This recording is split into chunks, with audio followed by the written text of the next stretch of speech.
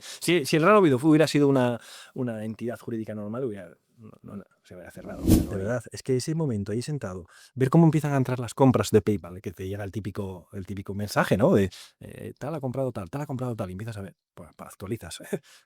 Hostia.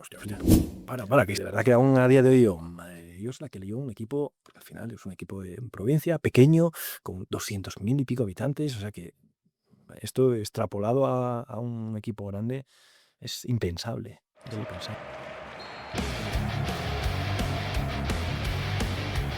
Bienvenidos y bienvenidas a El Rincón de Azul Carballón, un podcast de La Voz de Asturias sobre el Real Oviedo.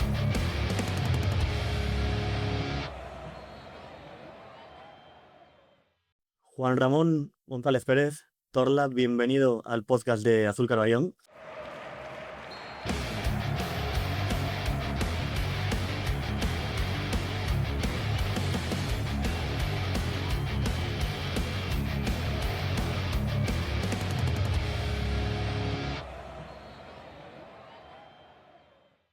Muchas gracias. Bueno, ya nuestros oyentes ya saben que empezamos este programa, este espacio, este proyecto, hablando con John Carrera, jugador de aquella mítica plantilla de la 2003-2004. La primera vez que el Real Oviedo sobrevivió a la muerte, por así decirlo, la primera vez que resucitó.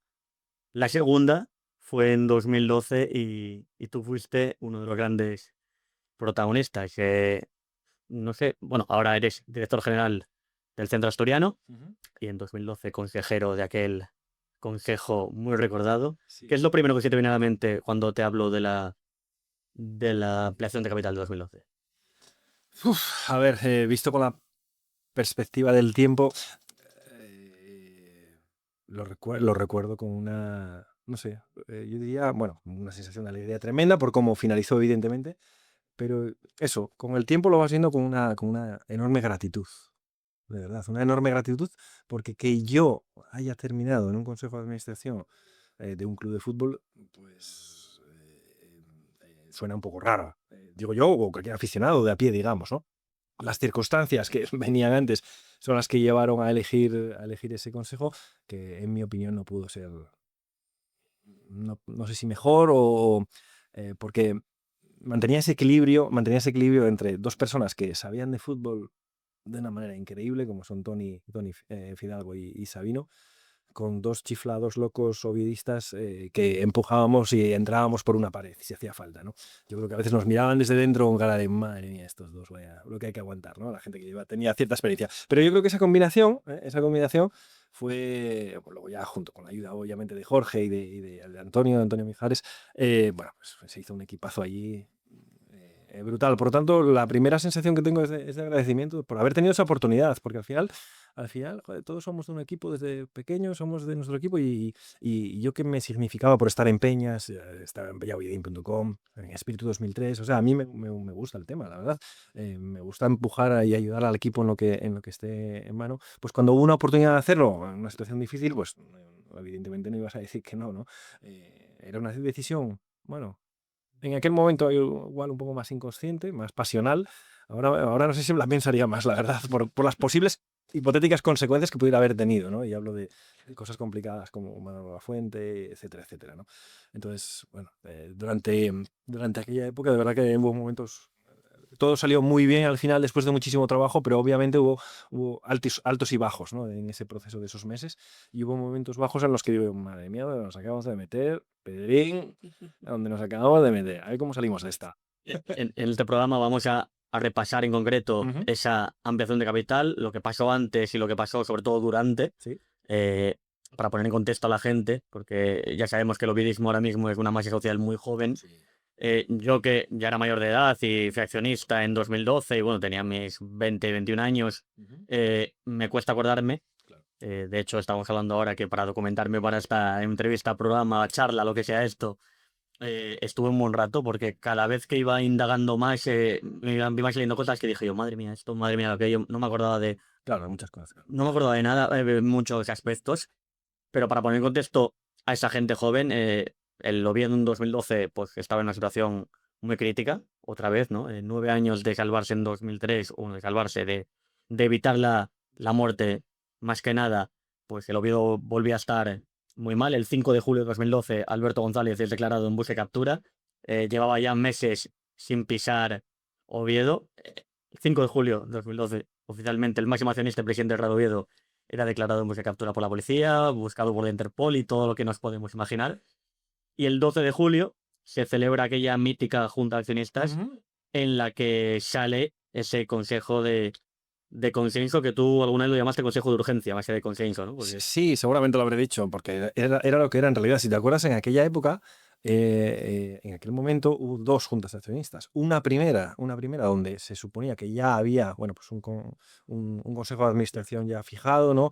En el que, por cierto, más que ya estaba Pedro Azuazua, yo creo que ya estaba Pedro. Y sorprendentemente, vamos a esa junta. Yo voy como representante de Espíritu 2003, vemos la junta, vemos el esperpento de junta en el sentido de, hostia, las personas que tenían que estar aquí no se han presentado. ¿Cómo? Acabo inicio, ¿ahora qué pasa aquí? Quedamos un poco en el aire, ¿no? Y nada, pues nos volvimos para casa con una convocatoria para el día siguiente a ver cómo tal. cuando las juntas eran interesantes, de verdad. Cuando las juntas eran una pasada, vamos. Eran una pasada, como las de Eugenio Prieto, que eran una pasada, que ellas también. Pues hablaban de muchas cosas y también de fútbol, muy interesante. Ahora son más rígidas, ¿no? Más estrictas, digamos.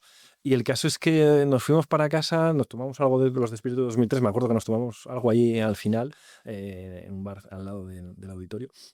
Nada, nos fuimos por la tarde para casa y de repente empezó a recibir llamadas proponiéndotelo, ¿no? Y recuerdo una de Uki, lo conocéis todos, Nacho. Yo creo que fue por WhatsApp, Nacho en este caso. Oye, ¿cómo te verías tú? Yo, Nacho, ¿de qué cojones estás hablando, tío? Con perdón por decir esto, que igual no queda muy allá, ¿no? Pero, y luego ya sí, me llamó Pedro y que, bueno, que lo veía, que era importante por el lado del aficionado y tal. Y yo, bueno, pues obviamente, no sé, te da una sensación de vértigo, ¿no? Una sensación de vértigo al principio. Y luego lo vas pensando, también lo hablas con Laura, con la mujer y todo esto, y oye, es una oportunidad de ayudar realmente en una situación complicada. Y bueno, y así surgió todo en esa segunda junta de accionistas, ¿no? Y de ahí, pues al tartiere y meses ahí metidos. Te contó el día que estábamos hablando del de que te llaman por primera vez Uki. Uno, que luego tarde. Que días no, una No, tarde. no, mucho Claro, tiempo. porque se había suspendido y tenías 24 horas para solucionarlo, porque veo recordar que si no podías entrar incluso en causa de disolución del club ya. Entonces habría que solucionarlo de una manera rápida. La opción Tony Fidalgo Sabino salió rápido por lo que veo, según Hugo, que estaba Hugo y el alcalde, que estaban juntos trabajando en esos temas. Y Pedro, pues también, que sí, en esas cosas se mueve muy bien también, pues bueno, al final se conformó ese consejo que ya te digo, el equilibrio a mí me encantó, de verdad.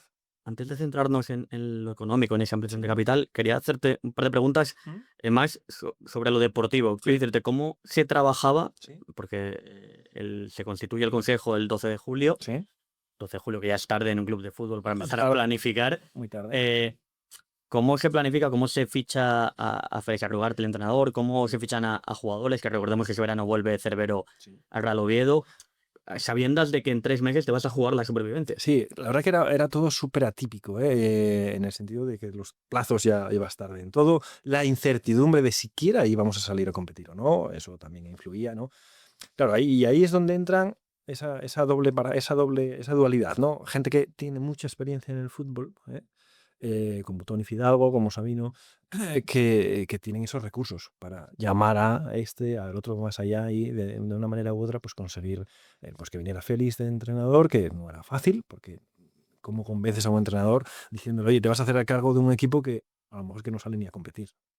No, a lo mejor en octubre. O a lo mejor en octubre no hay más dinero y ya no podemos, porque no era a partir de cero y tratar de salvar la temporada, no, era a partir de, en realidad a corto plazo, menos 4 millones, ojo, con una deuda anterior con empleados, con trabajadores, o sea, con jugadores, Aitor Sanz, bueno, toda esta gente, con una deuda ya, o sea, ya partías de una losa.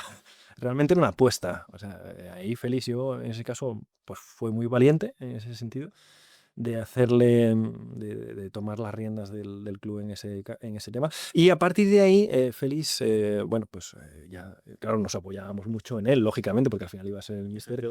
Y ejerció, sí, con un compañero que él tenía, los que iban proponiendo y en función de las escasísimas disponibilidades económicas, pues se fue conformando el equipo. Es verdad que Diego Cervero ya estaba fichado a EPE, si te acuerdas. Yo creo que me acuerdo con el Ayuntamiento de Oviedo y Ángel Vaca, creo recordar así. La verdad que las cosas se me van un poco de la mente ya, pero sí que recuerdo que Cervero ya estaba dentro, entonces bueno, para nosotros era un puntal importante, ¿no? Porque no solo por lo que significaba extradeportivamente, sino deportivamente, lógicamente, que en esas categorías marcaba 22 goles ese año. marcaba las diferencias clarísimas, ¿no? Entonces, bueno, la verdad que se hizo un muy buen trabajo en ese sentido, y se hizo un equipo, bueno, competitivo desde el inicio, ¿no? Y eso al final fue creando seguridad y certeza en todos los ámbitos, ¿no? Incluso en el nuestro también, pero también en la afición, ¿no? Que decían, bueno, por lo menos el equipo va a competir y eso fue, bueno, fue una bola que fue creciendo, ¿no? Digamos, ¿no? Mientras lo deportivo se iba armando, como dices tú, con Tony, Sabino y Cizarro Ugarte ya. Sí. ¿Vosotros ya le estabais dando vueltas al tema de la ampliación o cuándo empezáis a organizarlo? A ver, de hecho, tuvimos algunas críticas aquí en el momento porque, a ver, tú entras en un sitio donde, no sé, imaginaros que entras en una casa y ha habido un incendio, no sé, y es que ¿qué tienes que hacer? Todo. Pero cuando es todo, es todo. Es decir, yo siempre cuento, me lo habrás oído alguna vez, lo primero que yo vi al entrar en el Tartiere, que fue cuando conocí a Tony Fidalgo y a Sabino, que no les conocía en persona, sí les conocía como personajes, ¿no? Pero públicos, pero no en persona. Lo primero fue abrimos la puerta, me acuerdo, la tarde de la ampliación, que fuimos allí a conocernos. Y en la mesa, un sobre, abrimos el embargo del autobús. Eso es lo primero, la primera en la frente, ¿no? El embargo del autobús famoso de... Aquel mítico de tercera división, el ¿no? mítico, Era el el de primera para poner. bueno, cosas de estas.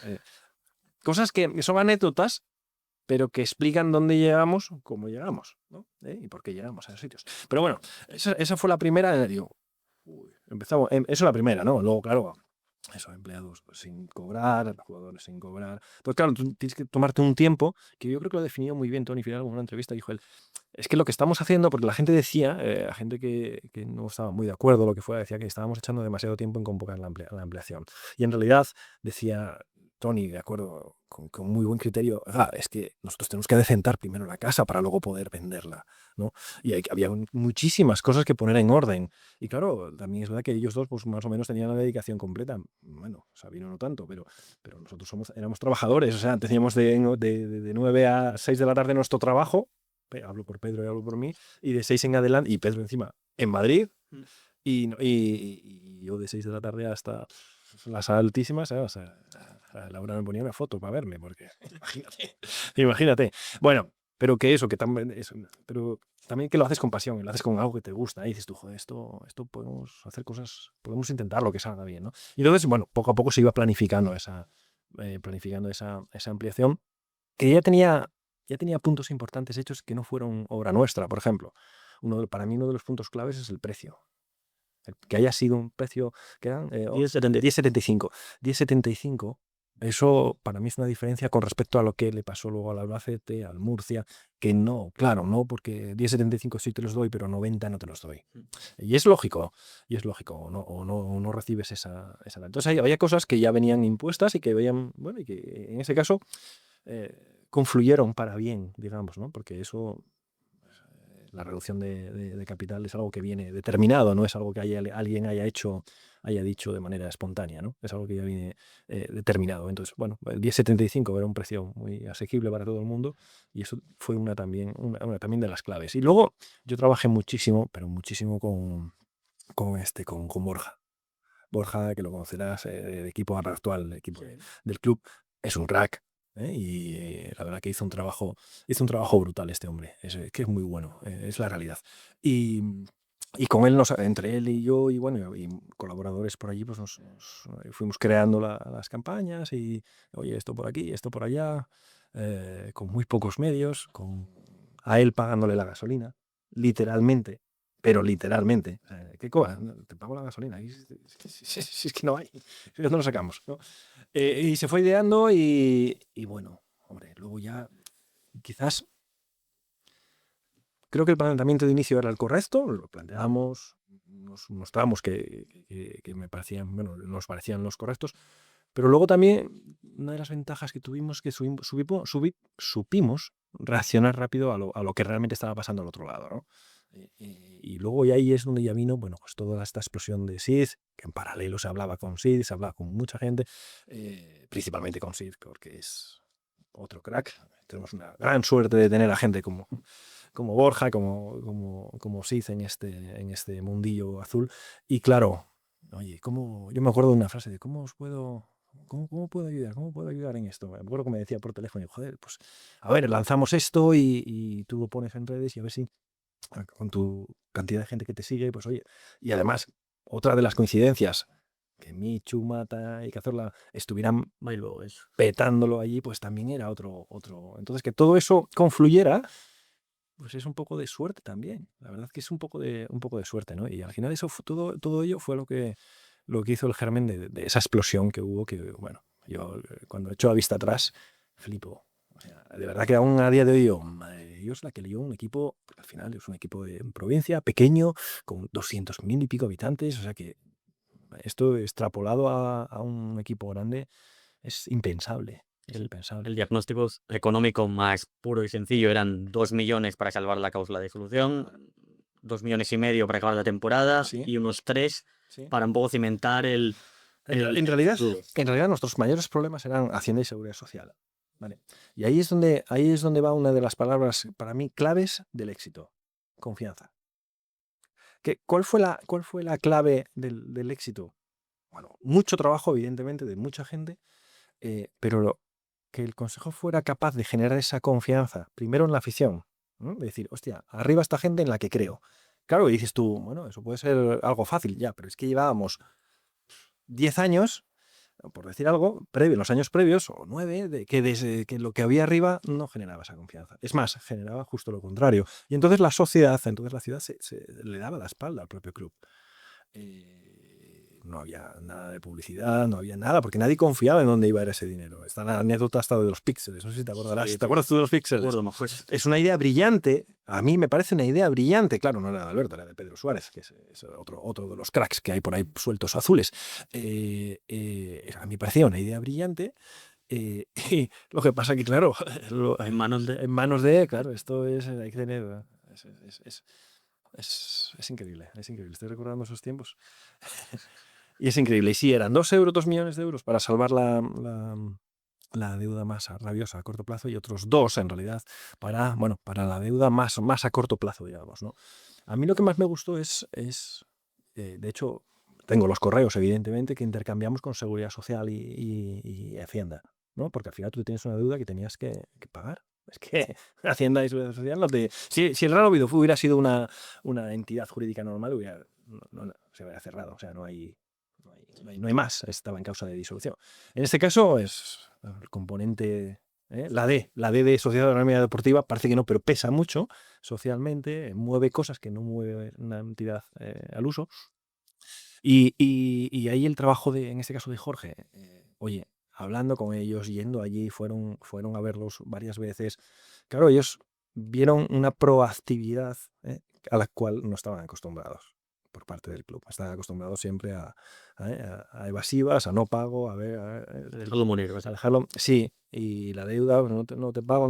Claro, en nuestro lado vieron eso, es que les ayudamos hasta, por ejemplo, cuando por los transfers europeos se cobra, ¿no? Por Cazorla, por Michu, se cobraron, ¿no? Pues nosotros directamente hablando con los clubes, o sea, yo mismo personalmente hablando con el Arsenal o hablando con el Swansea, para ver cómo ese dinero fuera directamente a la Seguridad Social, ni siquiera entrara a nosotros, para demostrarles que, joder, que al otro lado había gente seria y que podían confiar, porque de esa confianza se podían establecer luego a una base para negociaciones, digamos, ¿no? Si no hubiera existido eso, seguramente no estaríamos hablando de esto, estaríamos hablando de otras cosas. Y esa confianza al final se fue generando también en la propia afición, y también poco a poco, muy poco a poco en la propia ciudad, de inicio, digo las fuerzas vivas de la ciudad para entendernos, de inicio y de casi al final eran bastante reticentes, hasta que la bola les pasó por encima y tuvieron que subirse al carro todos.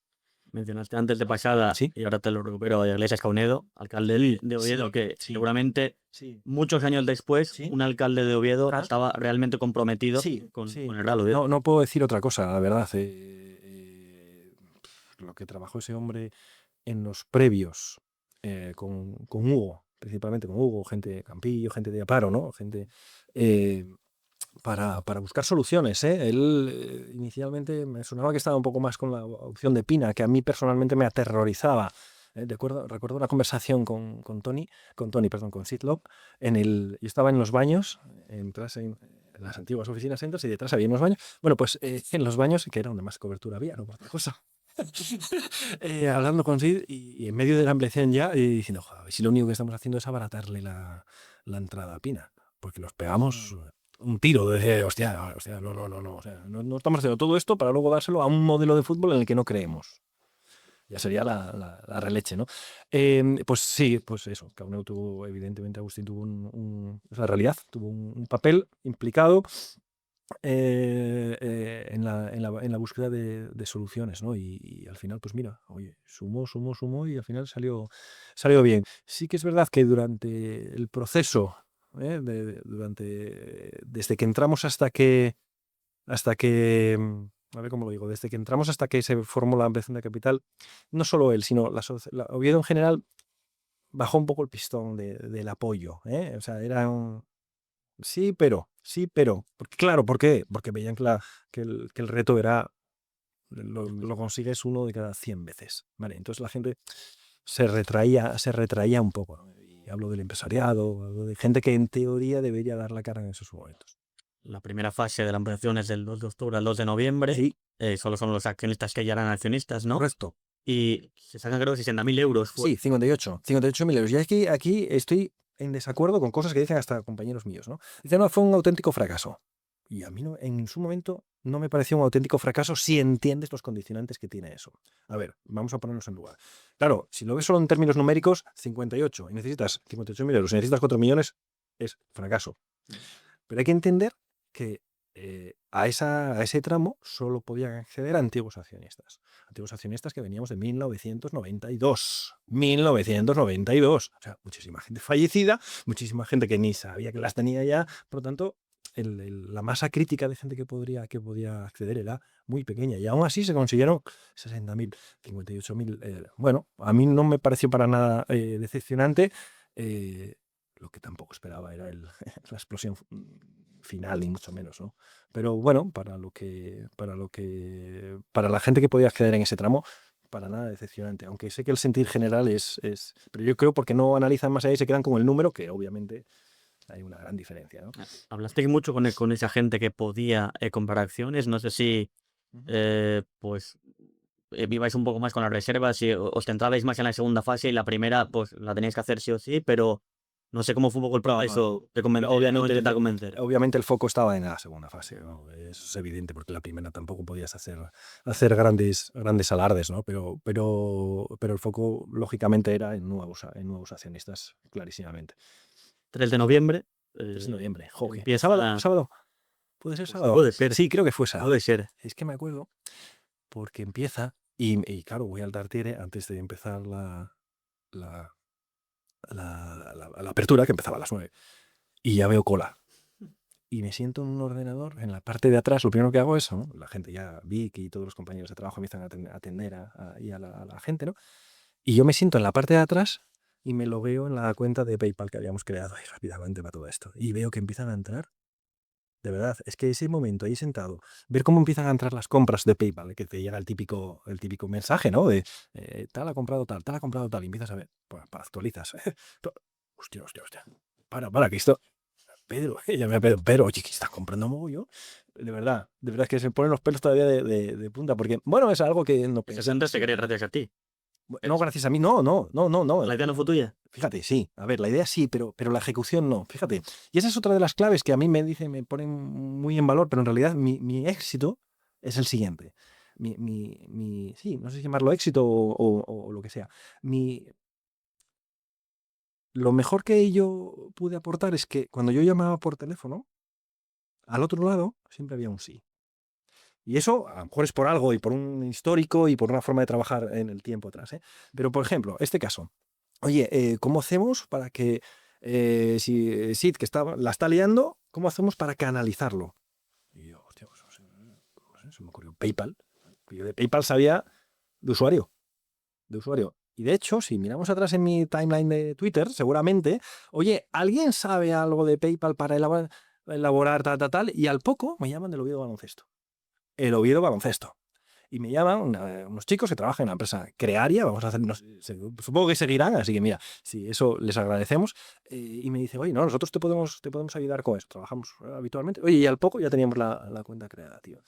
La cuenta creada, claro que luego vinieron los problemas, porque yo no sabía, evidentemente, pero cuando tú recibes más de 2.000 euros,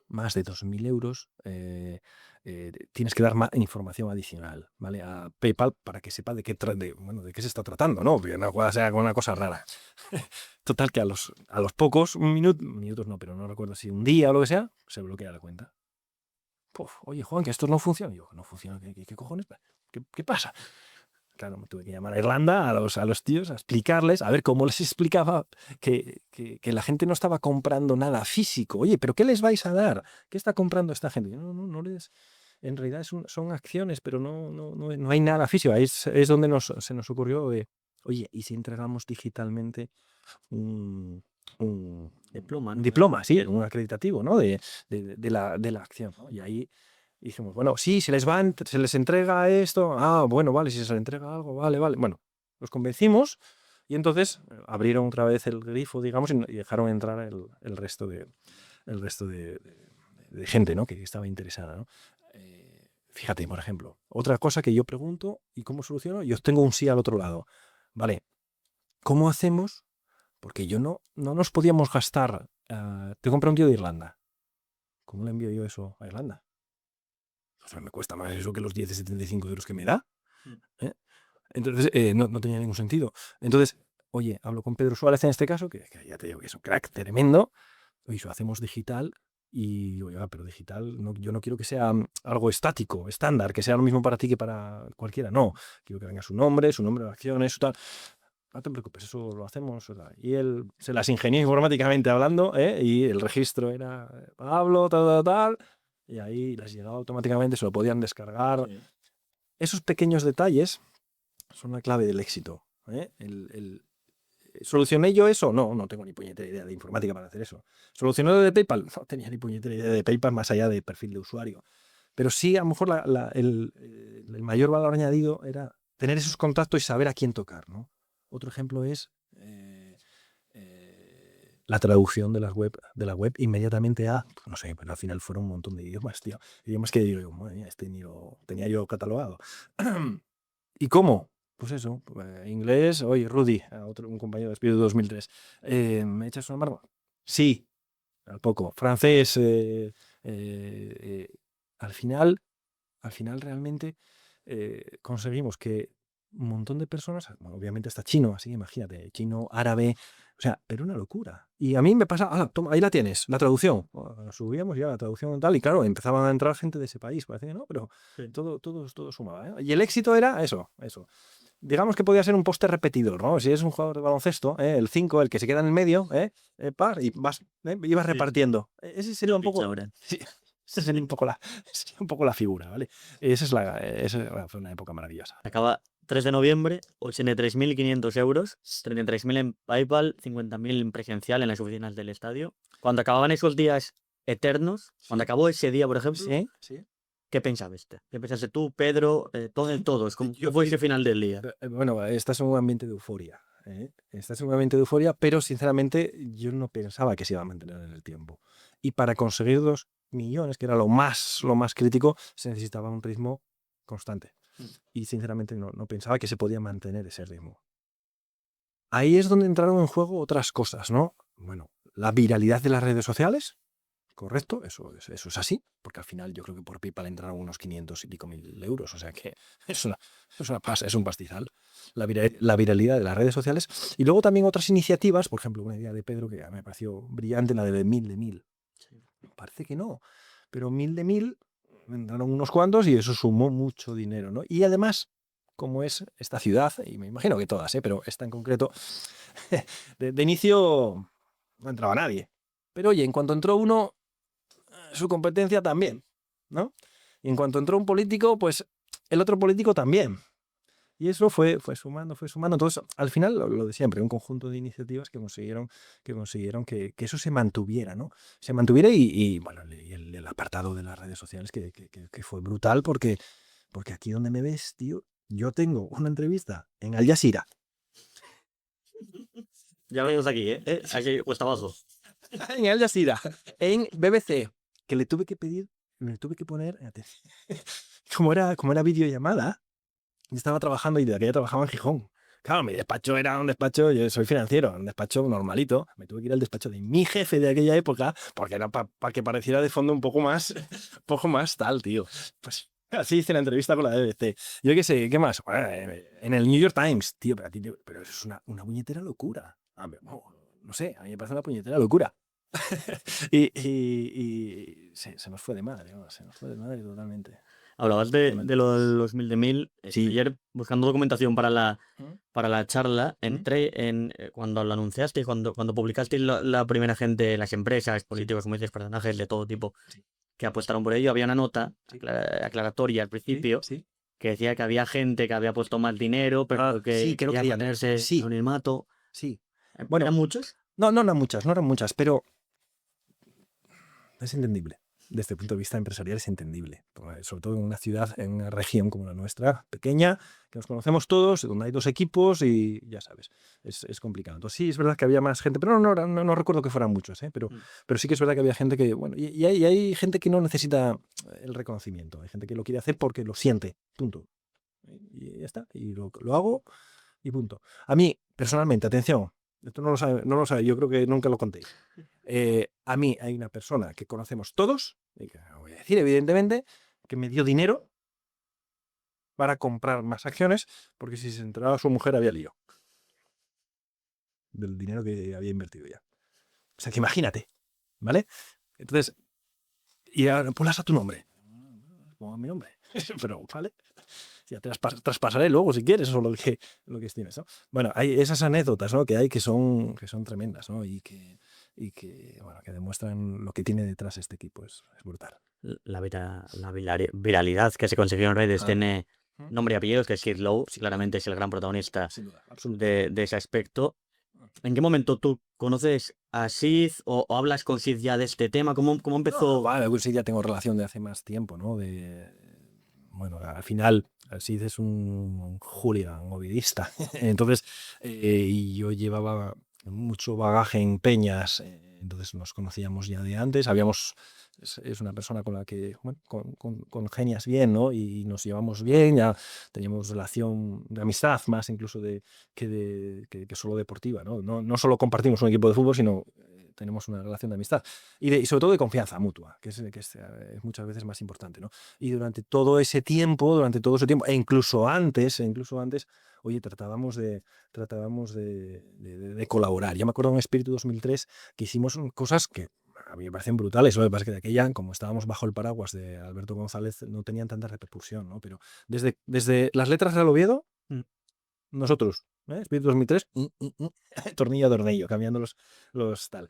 Desde llevar equipos de fútbol de las categorías inferiores, porque de aquella no había dinero para nada, evidentemente, a torneos por toda. ¿Y cómo se financiaba eso? Con camisetas. ¿Contactos que podíamos tener para camisetas distintas? Uno de ellos era Sid, por ejemplo, ¿no? Pero yo qué sé, bueno, Santi nos dio camiseta, Adrián, Michu. Al final ya había un bagaje de colaboración y ya había una relación personal de confianza entre ambos y con Pedro Zuazua evidentemente también, y yo creo que hacíamos un equipo muy azul, muy azul y con muchas capacidades, digamos, ¿no? Cada uno en su mundo, ¿no? En su ámbito. El mítico tuit de Sid Lowe es el equipo de Mata, Cazorla. Mira, situación, pone el tuit y en ese momento estoy en Delabra, arriba en el restaurante, con los veteranos del club. Vale. Y yo, que ya estaba viendo Twitter, hostia, la que se está montando aquí en cuanto a la viralidad de aquello. Y en ese momento, estaba una comida con 30 personas, una cosa así, ¿no? Más o menos. Yo le digo a Tony, oye, Tony, se está liando una en internet con el tema de este tuit de Sid, pero que nos puede traer mucho retorno. yo no sé si Tony en ese momento entendía muy bien la magnitud de lo que podría traer las redes sociales, ¿no? Lo conté allí a los que estaban allí y me miraron así un poco de este guaje, ¿qué estará hablando, no? De hecho, me acuerdo que me levanté y llamé por teléfono a Rudy, en este caso, a un compañero de Espíritu 2003 para el tema de, oye, esa web que ya teníamos preparada, pero para español, ¿me la puedes traducir al inglés? Me acuerdo como si estuviera ahí, me acuerdo hasta donde estaba de pie hablando con él. ¿Me la podrías traducir al inglés para mañana? Sí, no te preocupes. Te la traduzco y venga, hecho. Y ahí empezó todo. Y fue justo en ese momento, bueno, es que claro, no sé cuántos seguidores tendría de aquella, sí, pero claro, es que no, es un tío que tenía una Cientos de proyección. miles yo creo que seguro ya. Cientos Ya de supera el millón, yo creo. Cientos de miles seguro, pero es que además cientos de miles a un público muy objetivo, Sí. muy, muy de demanda, y que además, eso, joder, Cazorla es que lo estaba petando. Michu yo creo que fue jugador del mes 2 veces seguidas durante esa ampliación. Es que Creo. estoy buscando, es que será todo. Es que por eso Que Mata y Michu llegan ese verano, perdón, Cazorla y Michu llegan ese verano a Arsenal y Swansea. Michu empieza como empieza, que es una barbaridad. Cazorla, que bueno, era buenísimo y ya empieza bien. Pero es que justo se da el momento de auge de Michu en la Premier, que fue tremendo, con el momento de necesidad del Oviedo, que igual Sid se las hubiese ingeniado para hacerlo de otra manera. Igual hubiese puesto otro tweet, pero cuadró. Exacto, por eso te digo que al final es la confluencia de muchas cosas, desde cosas detallitos como el precio de la ampliación, de la acción, a ese momento de que 3 de los nuestros estén brillando en un mercado importante como es el inglés en este caso, ¿no? Sí, bueno, fue impresionante. ¿En qué día del segundo tramo de la ampliación dices tú? Porque el primero es Sí. un poco la euforia, vamos Sí. a estabilizarnos. ¿En qué Sí. momento qué semana dices tú, cuidado? Tengo un momento clave. O sea, yo los primeros días veía que el ritmo era de 100.000 al año, 100.000 al día, y proyectabas y decís, ya, pero ¿cómo mantenemos esto? Tal. Pero ya cuando veo que el Oviedo abre el telediario, dije, hostia. ¿Cauca puede ser presentador que era el que lo decía? No sé si era, pues igual era Sergio, claro que sí, no recuerdo muy bien, pero sí recuerdo de decir, de decir eso, de, hostia, esto es una locura, esto es increíble. Es que hasta yo creo que hasta en esos momentos ni lo valoras en su justa medida. Estás tan metido en una dinámica de esto, siguiente paso, que no te paras a analizar lo que está viviendo en ese momento. Eso quizás lo valoras más a toro pasado, ¿no? Es decir, de decir, hostia, madre mía, lo que se hizo en aquel momento, ¿no? Y en ese momento lo que estás es en una vorágine, en una rueda, que lo que quieres es dar el siguiente paso y tratar de que continúe. Entonces yo cuando lo empecé a ver en distintos medios, en la tele, bueno, hostia, ahí sí que pensé, hostia, pues a este ritmo llegamos. Y claro, de aquello, el efecto viral, cada vez hablaba con Matías García, que trabajaba mucho voluntariamente con nosotros, otro crack, decía, joder, es que le veía cómo automáticamente contestaba a todos los que decían que habían comprado con el hashtag, él les contestaba. Como si fuese un bot. Sí, exactamente, era el bot Matías, sí, muy bueno, efectivamente. Entonces, claro, y veías, de este país, hostia, el primero en no sé dónde, y claro, veías que cada vez era exponencial aquello, y dices tú, win 10. Me acuerdo en las reuniones del consejo de esos días, que hubo varias, claro, evidentemente, siempre Jorge Sánchez, el apartado económico, siempre me decía lo mismo. Empezábamos la reunión, oye, Juan, Torla, me llama Torla, ¿cómo va la maquinita? Era la maquinita, PayPal era la maquinita. Mirábamos, no sé, 230.000. Acabamos la reunión. ¿Cómo va la maquinita, Juan? 245.000. Y él no daba crédito. Dice, pero me acuerdo que me dijo, oye, pero ese dinero lo vamos a recibir. Tenía ciertas dudas, ¿no? Cierta incertidumbre. Pero ese dinero lo vamos a recibir. Sí, hombre, menos lo que cobra PayPal por ello, por supuesto que sí. Y sí, claro, evidentemente se recibió. Cuando llevamos la transferencia de 500 y pico mil euros, me cago en la madre. Pues sí, se recibió. Él tiene un reportaje tremendo, la historia del Real Oviedo con Twitter, porque para algunos Twitter es un pozo infecto y seguramente a veces lo sea, Sí. pero en ese momento fue una herramienta clave sin la que no se entiende esa salvación del Oviedo. Era todos los días, durante 15 días, ese trending topic, que solo se hablaba de ello. Yo creo que la gente acabó hasta el gorro de todos nosotros porque estábamos cada día haciendo lo nuestro. Fíjate, ese año, estaba todavía dentro del consejo, o sea que sería, no sé cuándo sería, pero después de la ampliación, nos invitan a ir a Soccerex. Soccerex, que es una reunión europea, aunque la haya también a nivel de Latinoamérica y todo esto, de clubes de fútbol. Y invitaron al Oviedo, curiosamente. Recuerdo que estaba Madrid, Barcelona, Valencia, que yo haya visto esos tres. Igual estaba haciendo más, pero bueno, que yo haya hablado con alguien allí y tal. Y me vino a saludar él, pues no recuerdo el cargo, pero creo que era el director general de Twitter en Europa. Porque yo era el representante del Real Oviedo. Y tengo una foto con él. Y dices tú, ¿qué hace el director, el sheriff de Twitter de Europa hablando con Torla? Pues no hablaba con Torla, hablaba con el Real Oviedo. Refleja bien lo que... Refleja lo que pasó. Twitter fue una herramienta brutal. Es verdad que ahora está derivando en otras cosas, pero fue una herramienta brutal. Pero qué coño, que es brutal está diciendo el Oviedo. Es verdad, es que si no sería imposible. Más de 30.000 accionistas, luego creo que ya está supera los 40.000, 125 países diferentes. Antes de hablar de Carso y de Arturo Elías, incluso de Quique Pina, en ese momento ya, por ejemplo, más de semana y media ya de segunda fase de ampliación, ¿cuántas llamadas recibisteis de accionistas minoritarios? Al final era un poco lo que se buscaba también, ¿no? Alguien... Sí, había varios interesados. Lo que pasa es que uno es estar interesado y otro es poner la pasta, ¿no? Sí, había gente interesada. De hecho, por ejemplo, Grupo Pegaso, con este señor José. Con Alberto ya lo intentaron años antes. Ya lo habían intentado previamente, o sea, sí que es verdad que había esas otras alternativas, pero realmente serias, Pina y su equipo, ese es uno, y luego por suerte el Grupo Carso, ¿no? Digo por suerte porque yo personalmente lo de Pina no lo veía. No veía su modelo, no veía la persona, no veía nada. No me gustaba nada de nada, sinceramente. Pero claro, ante un clavo ardiendo, pues, o eso o desaparecer, pues evidentemente la solución hubiera sido eso sin duda, ¿no? Pero recuerdo un momento allí en la sala del Consejo de Administración diciéndoles que no a 2 cheques, porque eran 2 de 500.000, 2 cheques, que no sé, aquí los tenéis, y diciéndoles que no. 2 de 500.000, ¿eh? Y diciéndoles, no, porque ya teníamos, usted deposítelo si quiere y si quiere compre las acciones, perfecto, pero si viene otro, claro, porque oye, si cogíamos otro kilo que cogíamos, ¿no?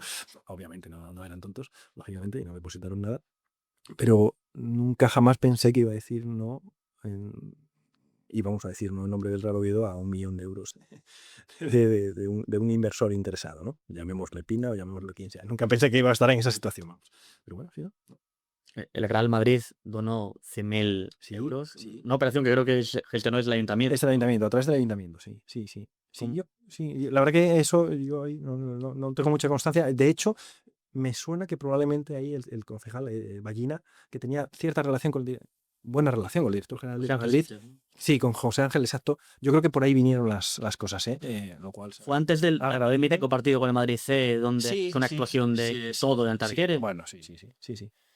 Yo creo que por ahí vinieron los tiros y, oye, pues se agradece, evidentemente, como se agradece que el Atlético de Madrid también dio unas camisetas firmadas por toda la plantilla, bueno, otros clubes. ¿Estaba relacionado con ese partido o no? Si fue anterior. No, yo creo que porque ese partido yo creo que para mucha gente, para muchos oviedistas, fue, evidentemente, ahí todavía no se había anunciado o no era oficial o no se había cerrado la llegada de Carso, pero ese partido sí que fue la constatación de que estabas vivo, ¿no? De que ya mucha gente se había sumado de fuera. Sí. Con cartas dando gracias en muchos idiomas. Sí, exacto, sí. Ese día ya era un poco el colofón, ¿no? Que encima ganamos 2-0. 1 o 2, 1. ¿O el Señé? O el señor, o Iker Alegre. Igual Iker Alegre, ¿eh? No me acuerdo ahora. Sí, igual Iker, sí.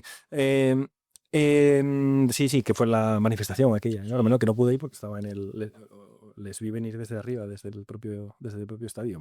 Voy a pasar. Impresionante eso.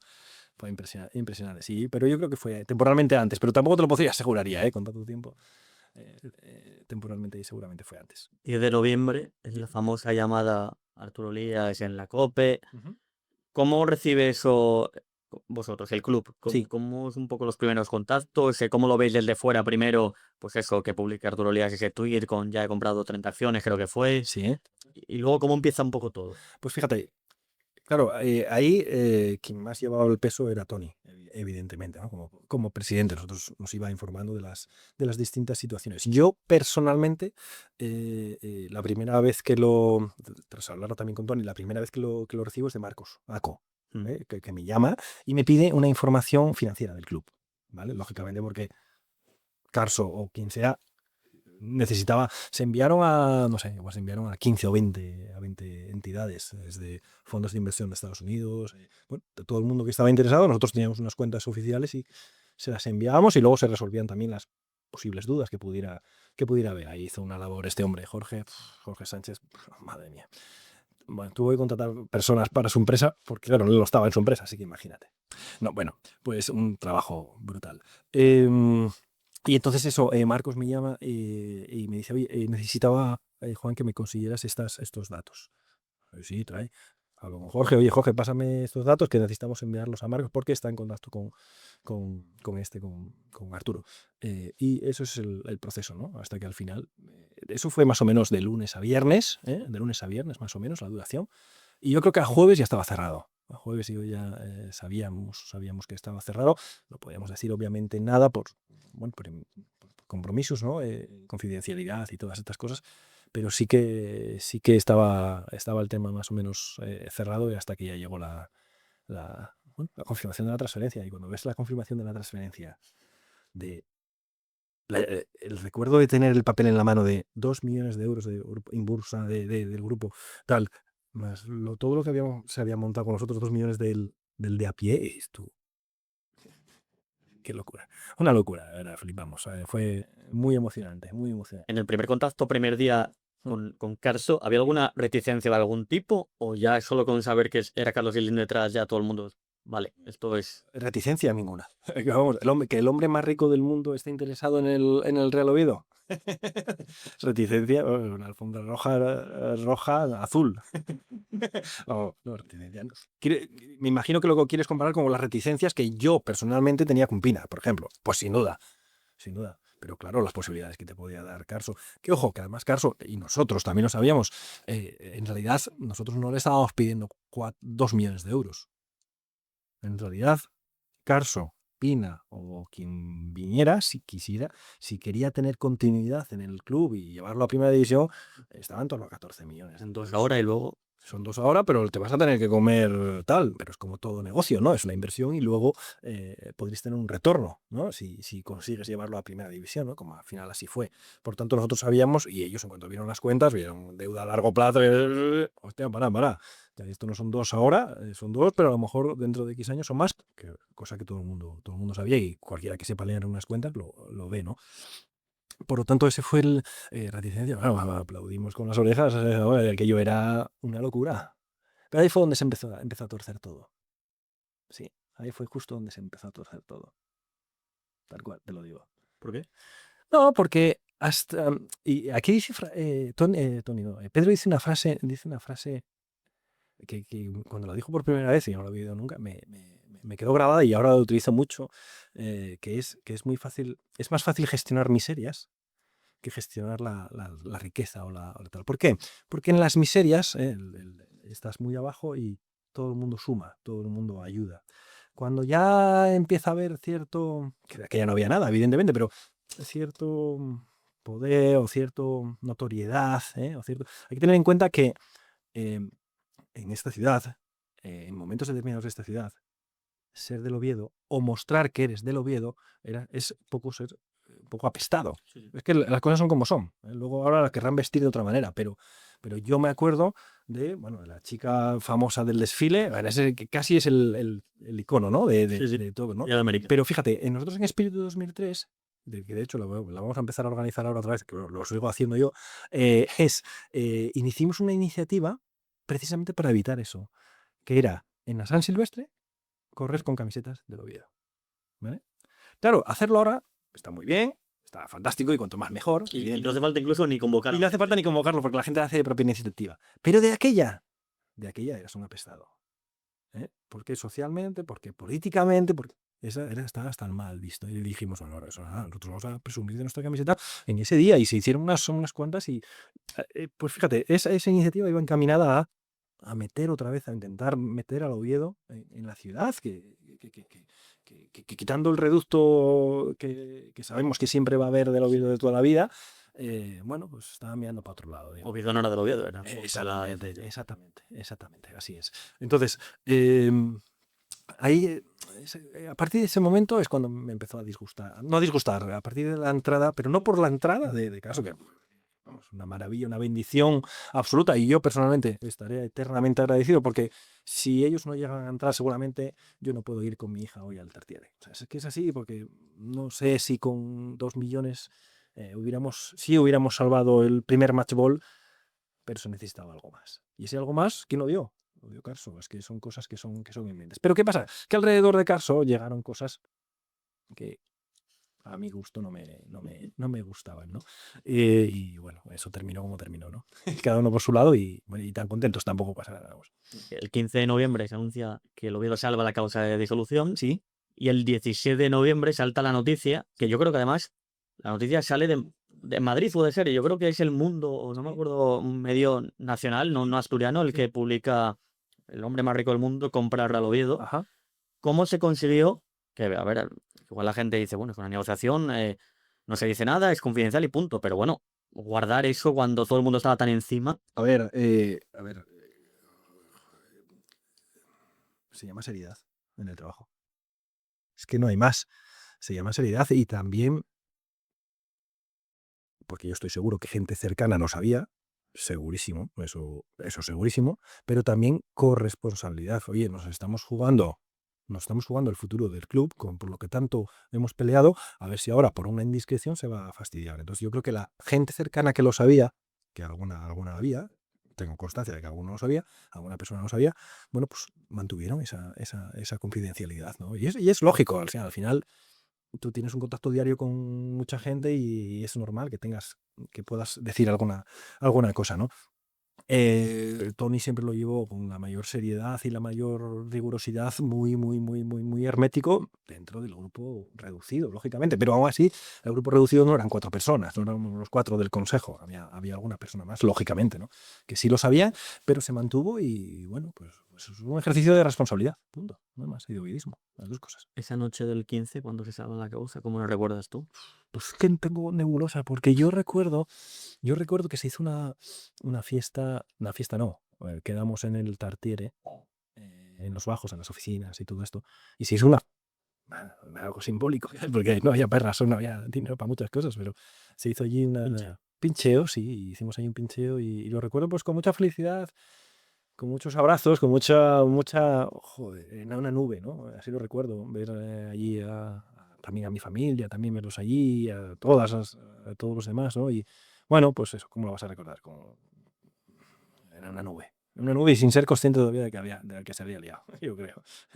Por lo menos, sí, una nube y una felicidad y sobre todo unas perspectivas de, joder, esto puede ir para arriba, que hay muchos mimbres para ir para arriba relativamente rápido, cosa que luego no fue. Pero costó más de lo que yo pensaba, sinceramente, ¿eh? Luego entendí. Que todos, ¿ves? Luego entendí por qué, pero de inicio yo pensaba que iba a ser más rápido, la verdad. 17 de noviembre a las 23:59 acaba oficialmente la segunda fase de la ampliación. El 18 de noviembre empieza tu nueva vida, porque había acabado la ampliación. Sí. ¿Cómo es un poco en casa? ¿Qué dice tu mujer? ¿Ya eres libre? ¿Cómo No te creas, porque había acabado la parte frenética. Pero el club seguía. Tienes que gestionar un club de fútbol de segunda B. O sea, que tienes que seguir gestionándolo. Entonces, claro, cuando todas las áreas de la empresa, porque al final es una empresa, ¿no? Todas las áreas están en pañales, todas tienen desde comunicación, no había casi nada, desde marketing, ahí entró Esther y nos ayudó mucho en ese área. Claro, todas las áreas había que ir empezando a crearlas, no había absolutamente nada. Entonces, trabajo había un montón igual. No tan frenético como en esos 15 días, ¿no?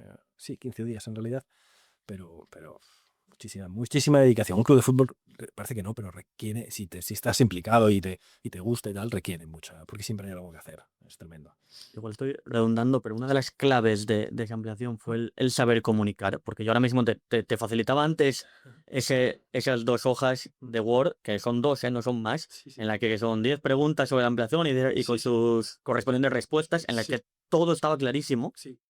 Sí. que eso lo tuvisteis que hacer, imagino, en una hora de emergencia, Sí, fla, sí, sí. y subirla, Sí. pero es que tú lo revisas ahora 13 años después Sí. y es que no tiene fallo. Porque al final yo creo que en estas situaciones menos es más. Al final, yo creo que la gente, la forma de comunicar bien, yo creo, es ponerte en el otro lado. ¿Qué Para mí, necesitas para que te entiendan? exactamente. Oye, yo si estuviera al otro lado, ¿qué necesitaría saber para entender esto? Entonces, yo intento siempre ponerme, cuando realizo algo, hacerlo así. Me intento poner en el otro lado y de ahí, oye, pues mira, ¿qué dudas tendría? Yo tendría esta. Y a lo mejor lo hablas con 2 o 3 colaboradores y, pues mira, esta otra. Ok, pues mira, eso no lo había pensado yo. Y al final es como sale un documento así sencillo, que cuando lo vi ahora me recordé de verlo, ¿no? Me recordé de verlo, que no hacía ya 13 años. Evidentemente, pero sí que resuelve las dudas básicas, ¿no? Y es un sencillo Word donde todo el mundo tiene claro lo que hay y ya toma su decisión de una manera rápida, ¿no? Teniendo en cuenta que quien ha llegado a ese Word es que tiene cierto interés. Por lo tanto, no es alguien de la calle que le estás contando una película, no. Alguien ha entrado en un sitio buscando una cosa concreta y tú se la estás dando. Clara, fácil y encima con una conexión a PayPal que toma, ya está, ¿no? Entonces, bueno, sí, hombre, se hicieron las cosas bien. Yo creo que se hicieron las cosas bien, sin duda alguna. Y por eso salió bien. Finaliza la ampliación, ya nada es igual en el Real Oviedo, pero en esa misma temporada, ¿Sí? a nivel deportivo ¿Mm? y a nivel de Sí. decisiones deportivas, Sí. ¿cómo pesó todo lo vivido en esos meses? Porque, por ejemplo, bueno, pues Félix Arrogarte, por ejemplo, que tuvo un compromiso tremendo a la hora de fichar por el Oviedo Sí. y montar él una plantilla casi solo, Sí. pues luego, pues por cuestiones de fútbol, de resultados, pues se le cesó. Sí. A jugadores que, como parte de la plantilla, también ayudaron, pues a final de verano, pues ya no seguían. ¿Cómo es un poco ese día a día deportivo de un club normal cuando Yo, pasaste una cosa que no era de un club normal? sí, te entiendo. Yo la parcela deportiva no la tocábamos. Yo personalmente no la tocaba porque no tengo conocimiento para ello, por otra cosa. No tengo conocimiento, solo lleva más pues, el propio Félix, el propio el presidente, ¿no? Y gente, Fermín, y gente más del fútbol, ¿no? Como es lógico, como es zapatero a tus zapatos, ¿no? El fútbol sé lo que sé como aficionado, pero no puedo tomar decisiones. Lo que sí que ese año fue una pena porque hicimos un buen año, estábamos bastante bien y recuerdo que un partido, el Caudal creo que fue, un partido en casa, el equipo no carburaba, ¿no? Y me acuerdo que me llama Tony porque yo veía, en los partidos los veía con mi gente en Naranco Fallaizu, en la grada, yo a mí lo del palco no me daba. Tuve que ir una vez porque Tony no podía, Sabino no podía, Pedro estaba fuera y había que ir un representante. Y todo la para arriba, con traje y todo. Pues no me acuerdo, no lo sé.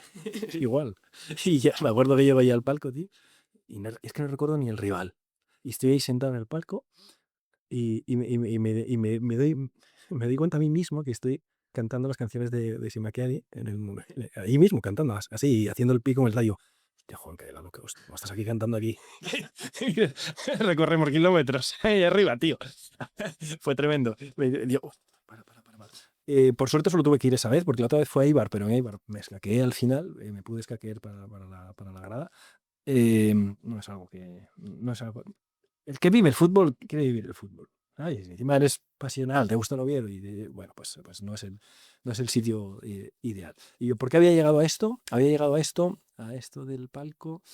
¿Cómo se gestionaba lo deportivo una vez pasado lo... Ah, sí, porque ese año que era bueno, se estaba haciendo un buen trabajo deportivamente, se había hecho una plantilla que competía, tal, empezó a flojear yo no sé por qué, pero por la forma de ser de Félix en este caso.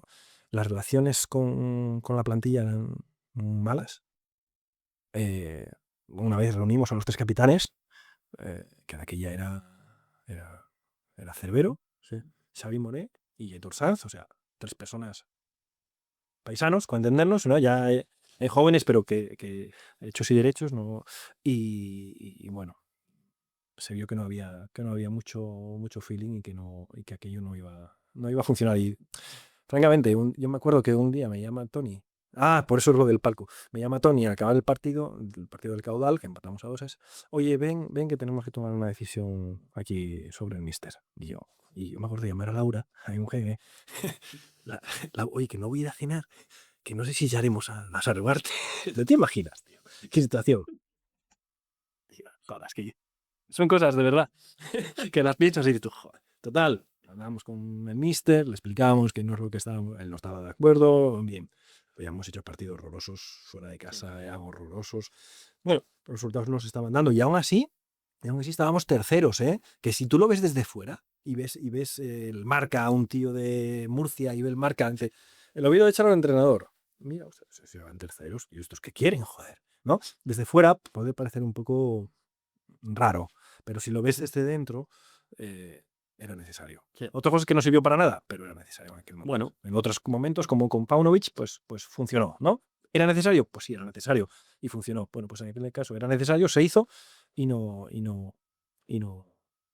funcionó porque no subimos, porque nos topamos con un Eibar que era un equipo de una superior categoría. de casi primera, como se vio, ¿no? Porque subieron a primera Exacto, subieron con mucha gente de la que te ganó en el Tartiere. Exacto. Y aún así, recuerdo ese partido en casa, que íbamos 1-0 y tuvo una Xavi Moré que se le fue arriba.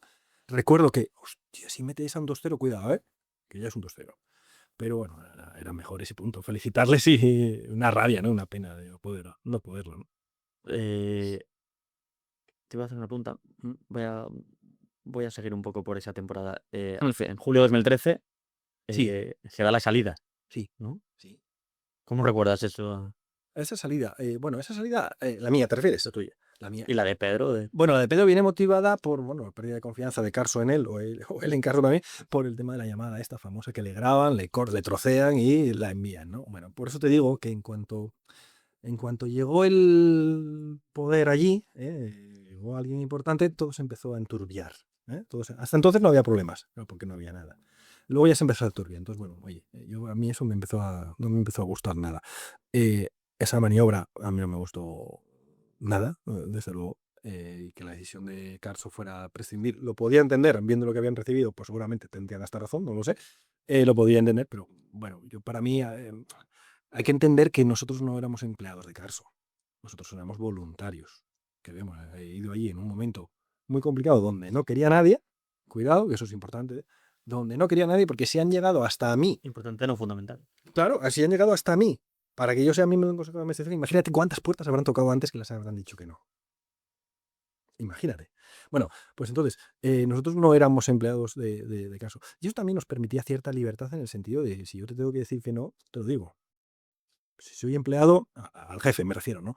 Si soy empleado, igual me tengo que cortar un poco más y tengo que decir no, pero lo que sea, ¿no? Entonces, era una situación complicada. Carso vino, la primera vez que vino aquí ya, en este caso Arturo, para mi opinión, vino viciado. Viciado en el sentido de influenciado negativamente hacia nosotros. Punto. Y es que no me cuesta nada decirlo porque es lo que siento y es lo que opino. Ya desde la primera conversación se nota que no hay feeling bueno, ¿no? Cuando para mí era la primera vez que le vi en mi vida, no conocía de nada más allá de la broma y de lo que esos días, ¿no? Se notaba que ya iba a contrapié y al final yo no entiendo muy bien, bueno, sí lo entiendo, pero desde el punto de vista de Carso no entiendo muy bien por qué no tomó otras decisiones. Es decir, si nosotros no éramos su gente de confianza, que no lo éramos, por la razón que sea, buenas o malas, no lo éramos, tío, nos cambias y punto. Y ya está. Pero no, siempre decía sí, la confianza está en el presidente, en Tony Fidalgo y su equipo, no sé cuánto, pero luego esas eran las palabras, pero los hechos iban por otro sitio, ¿no? Iban por otro sitio. Y es lo que no estaba bien. A mí personalmente no me gustaba mucho. Y entonces, entre eso, una carga de trabajo de un año inmenso, porque 5. Porque yo tenía mi trabajo del que comía, del que comía. Claro, coste de vida familiar, pues todo eso junto y sobre todo esa situación con Pedro, pues yo no quiero seguir, no hablé con ellos, no quiero seguir, y ellos dijeron, vale, perfecto, y ya está, tampoco hubo mayor historia, no, No era, no era Tony, no era una pieza fundamental. O sea que era Tony o Sabino o Jorge. Bueno, sí es verdad que desde el punto de vista de la afición quedaba cojo. Sí. Eso sí que es verdad y lo percibimos así, ¿eh? Y lo veíamos también, pero bueno, nosotros habíamos llegado para intentar hacer un cometido, se había conseguido y ahora, oye, el dueño que gestione, ¿no? Que al final para eso ha arriesgado su dinero. Una vez saliste del club, Sí. ¿tuviste algún tipo de relación, contacto de algún tipo con Arturo? Ya no me voy a aceptar en él, que luego fue Con presidente de Jorge Arturo, Ballena, sino con Arturo, bueno, con cada Carlos. algún WhatsApp cruzado por momentos puntuales, algunas cosas que yo creo que debía decirle, correcto, trato correcto, ni puto caso, pero trato correcto, ni puto caso porque opinaba distinto a mí, puntos de más. Pero para mí fueron errores que cometieron, ¿no? Pero nada, bien, correcto, vamos, sin más. Y para cerrar esa etapa, ¿cómo viviste tú el traspaso de Carso a Pachuca? ¿Cómo viste tú un poco? O sea, Me sorprendió, pero lo entendí. Me sorprendió, pero lo entendí. Y ahí hilamos un poco también con lo que hablábamos antes de el proceso fue demasiado largo para llegar a primera. O que a mí me parecía demasiado largo. Lo entendí porque al final Carso es un grupo brutal, pero no especializado en deporte, no especializado en fútbol. Y entonces tiene su sentido que si yo no soy capaz de gestionar algo y llevarlo a un buen puerto, oye, si tengo aquí un partner que me lo puede hacer, podemos llegar a un acuerdo perfectamente y ya está, ¿no? Y al final los beneficiados somos ambos, porque yo me quedo con un 20, me parece que tienen, un 20 de unas acciones que están mucho más regularizadas que estando en segunda. Por lo tanto, lo vi bien, seguramente vinculado a lo de Gijón, dirán que no, pero seguramente vinculado al movimiento que hubo en Gijón previamente. Y en cuanto llegó alguien ya con componente deportivo, bueno, pues ya se vieron otras formas, otra estructura y otra forma de trabajar, ¿no? Porque aquí que estuvimos con Joaquín del Olmo como máximo representante de ellos, digamos, desde el punto de vista deportivo, y la experiencia no fue buena. Fue mala, ¿qué coño? No fue buena, no, fue mala. Mala no, malísima. dejamos a las últimas. Tú que participaste de aquello y fuiste testigo directo, ¿cómo crees que se ha cuidado a lo largo del tiempo esos accionistas extranjeros, ese movimiento Proth of You? Mal. ¿Se habéis aprovechado? Absolutamente. Y me da una rabia tremenda, porque mira, todas las empresas del mundo buscan diferenciarse. Buscan diferenciarse en algo. Nosotros teníamos una diferenciación absoluta que no tiene nadie. Porque uno es que tenga simpatizantes, que puede ser simpatizante del Manchester, del West Ham, del de Australia de Mata, me da igual. Pero que haya puesto dinero y que me sienta parte de ello, no lo tiene nadie. Entonces, esa diferenciación la hemos tirado por la borda. Y te pongo ejemplos, Es que esta es la parte que más me enerva porque realmente es una oportunidad perdida. No sé si es recuperable, no lo sé, pero desde luego para mí, seguramente en mucho porcentaje seguramente no, pero sí que es una situación perdida, porque yo creo que y con un vídeo reciente se ve que se está haciendo un revisionismo de lo que ocurrió. Haces un vídeo ahora de claro, que el vídeo está Vídeo en un reportaje entero. o sea, Casi una hora, sí. chulísimo, la verdad que es chulísimo, pero sospechosamente eso salió por arte de magia. Arturo Elías apareció en Asturias por arte de magia. Bueno, oye, pues ahí a cada uno de los televidentes tendrán su propio criterio, ¿no? Pero bueno, es evidente que pues se trata de ocultar ciertas cosas. Pues de la misma manera creo que se trata de ocultar ese movimiento Proud of You, que denominamos Proud of You. Se creó un logo con Luisma de Asturias Power, que no sé si lo conoceréis, seguramente sí, ¿no? Luisma que hizo un logo que es genial y que luego ya quedó para siempre, ¿no? Otro crack, otro que llamabas y decía sí. ¿Lo ves? Es que, joder, así es más fácil las cosas. Así son más fáciles. Bueno, yo creo que se intentó ocultar eso. Ocultar ese... porque quitaba protagonismo. Y ¿cómo es? ¿A pocas palabras? Bueno, quitaba protagonismos. Fíjate, hay hasta un hecho que refleja muy bien El bar, ¿no? el bar, tío. Yo, cuando me llaman y me dicen que han puesto un bar que es un kiosco. Sí, es un container, vamos, que no es justo delante Del mural. del mural, tío, se me vino el alma a los pies, de verdad, se me cayó el alma a los pies, porque era como enterrar un poco por lo que habías trabajado y lo que habías, me pareció hasta una falta de respeto, o sea, no solo a toda esa gente cuya tradición, esta gente es que no entiende. El futbolero es de tradiciones, ir a tal sitio, te vas al estadio y tienes que hacer aquella cosa. Tú te vas al Tartiere y la tradición de ellos era hacerse una foto señalando su país. Y, oye, mira, de Australia, y hacías la foto y estaban felices haciendo eso. Pero ya no pueden hacer. Y firmar allí enfrente. Esas cosas dan identidad, dan sentimiento de pertenencia. Pues a esa identidad y a ese sentimiento de pertenencia le ponemos un bar prefabricado delante. Que seguramente era necesario el bar, que yo no te digo que no. Viendo cómo le ha ido después, no. No lo sé, seguramente. La verdad que no lo sé, porque tampoco estoy ya tan metido, pero dices tú, joder, tío, un poco de sensibilidad.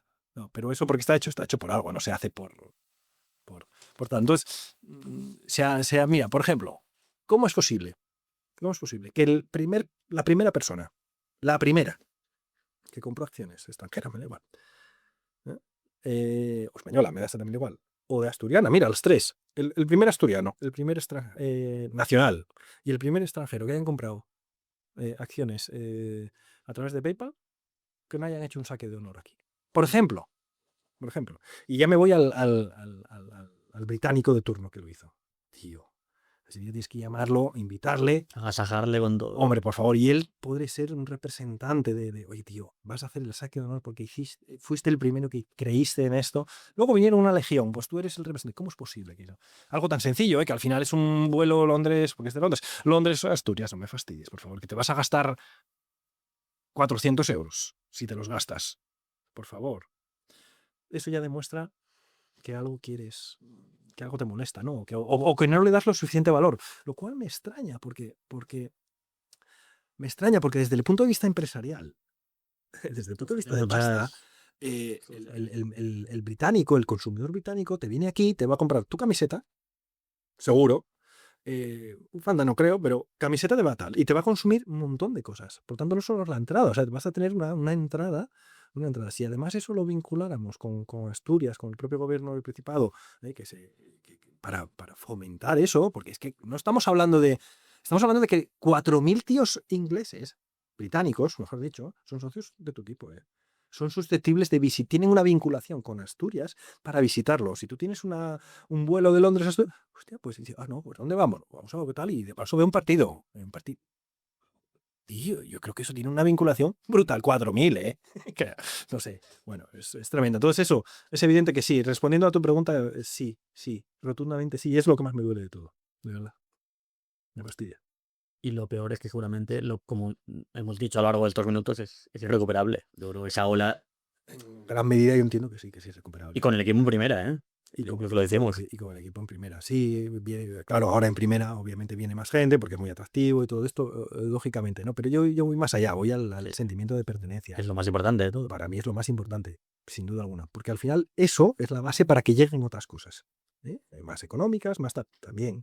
Pero sí, se ha perdido, y se ha perdido por voluntad. Punto. Consideraron que no era importante y bueno, para mí es un tremendo error. A 2025 te siguen llamando, preguntando por la ampliación que se dio aquí. Bueno, cuando hay a lo mejor aniversarios o cosas de estas, sí. Sí, cuando hay aniversarios o cosas de estas, sí que sí te suelen preguntar, sí. Pero es que hemos ido a Italia, a Inglaterra, en España, a contar la historia esta. La gente Cuando te veías tú hablando a cientos de personas. Una vez yo estaba en... Yo pertenezco a FASFE. FASFE es la Federación Asturiana Federación de Socios y Accionistas del Fútbol Español. Y a su vez pertenezco a Football Supporters Europe, que es como la madre de todos. ¿No? Hay una federación nacional y luego hay una federación encima, ¿no? Y entonces, cuando todo esto, Ben Safe, que es uno de los ex dirigentes, que ahora está en el Parlamento, por cierto, me enteré, en el Parlamento británico, del lado de comunicación, me llamó y dice, oye, necesitaba que vinieras, sabía que hablaba inglés, entonces, necesitaba que vinieras aquí, des una charla sobre lo que ya me encontré en lo que me parece ahora, que ahora no recuerdo cómo se llama, pero la ciudad de las Rozas de Inglaterra, ¿ok? Un sitio precioso, contando en una audiencia ahí, contándole la historia del Oviedo a no sé cuántos mil, no, a 300 guiris, no, que eran de toda Europa, a 300. Y ahí estábamos, tan Pancho ahí contándole la historia y dices tú, increíble, es que es increíble, tío, es increíble. Por eso yo me considero un afortunado, porque yo he podido vivir esas cosas que de esa manera no las hubiera vivido, sin duda alguna. Me voy a estar yo hablando del Oviedo o en Italia, con Mijares, que me acuerdo que viajé con Antonio, porque él hablaba italiano. Pues fue una pasada, nos trataron allí como reyes. Y quedaron alucinados de lo que se había movido aquí. Y al final también es un poco inspirador también para otra gente que lo puede estar pasando mal y que ven que puede ser factible. ¿Os seguís reuniendo 13 años después? Tony, Sabino, Mira, Pedro. Sí, lo intentamos. De hecho, hubo una reunión hace apenas 2 meses, una cosa así, en la que nos vimos todos en ¿cómo se llama? En Avilés, Sí. ¿cómo se llama? Ay, una marisquería, hombre. En Yumay. En Yumay, porque fue uno de los Yumay, fue uno de los que ayudó muchísimo. Ya antes, en el 2003, ayudaba una barbaridad económicamente, siempre era... Entonces decíamos, ¿dónde lo hacemos? Oye, pues en alguien que nos haya ayudado mucho. Venga, pues. Ahí estaba Hugo ahí. organizando. Y exactamente, ahí estaba Hugo dándolo todo, que es un crack. Y nos reunimos allí la última vez. ¿Qué pasa? Que bueno, la gente que está fuera pues no puede, Pedro no puede, generalmente no puede. Pero sí, en Navidad de vez en cuando sí coincidimos, sí nos gusta reunirnos y bueno, charlar de nuestras batallas, ¿no? Al final estás contando siempre lo mismo, o sea que... Sí, pero bueno. Sí, presta, la verdad que está muy prestoso. Para finalizar Buena gente. esta charla, que no sé cuánto ha durado, pero bueno, nos hemos ido Sí, bastante. yo son las 3. Yo me enrollo mucho. ¿Qué pensaste el 21 de junio cuando el Oviedo gana 3-1 al Mirandés? ¿Qué se te vino a la cabeza cuando el árbitro pita y se monta todo lo que se montó? A ver, una situación un poco extraña porque no lo pude casi ni celebrar. Pero bueno, la euforia del momento, sobre todo con el 2-1, yo con el 2-1 lo veía clarísimo, aquí no se podía ser. Optimista, ¿eh? No, pero ¿por qué? Porque, mira, a un compañero de trabajo, a José Luis, le dije, estamos en primera. Pero no porque sea divino, solo por una cosa. Digo, mira, estos tíos, que son muy buenos, son 11 muy buenos. Es verdad. Pero el 12 no debe valer ni para... Debe ser como yo. Bueno, el 12 todavía valía porque es Joel Roca. Roca todavía. Pero quiero decir que no había. Que... Y eso, en el Tartiere, hostias. Entonces, yo con el 2-1 lo veía clarísimo. Y bueno, obviamente el 3-1 fue una explosión, una felicidad y sobre todo, pues bueno, no sé, como una culminación de un trabajo que ya lleva, no solo nuestro, sino ya lleva del 2003. O sea, ¿no? Estos son hitos importantes y el nuestro es uno de ellos. Fundamental también, claro, pero una culminación tremenda. Y te digo que no lo pude casi celebrar. De hecho, no fui ni a la Gavinona ni nada porque esa misma noche me marchaba de vacaciones. Lo tenía cerrado, tío. Cago en 10. Lo tenía cerrado, además lo cierro con muchos meses de antelación. Entonces no sabía que iba a ser ese día concreto. O sea que lo celebré en Roma. Lo celebré. ¿Con qué mesita? Buen sitio también. Muy buen sitio, muy buen sitio. De hablar de igual a igual, de primera a primera. Bueno, Juan Ramón González Pérez Torla. Sí, tenía muchas ganas de recordar estos años. Me he dado cuenta que han pasado ya. Cuando hablar de 2003 ya... Bueno, 2003 lo tenéis muy, muy lejano porque sabes que fue hace mucho, pero es que 2012 también fue hace mucho, ¿no? Hace mucho, ya, hace mucho. Así que, bueno, era necesario recordar la segunda vez que el Oviedo volvió a la vida. Así que muchísimas gracias y un placer. Fue un placer, totalmente. De verdad, recordar todos estos tiempos. Gracias. Venga.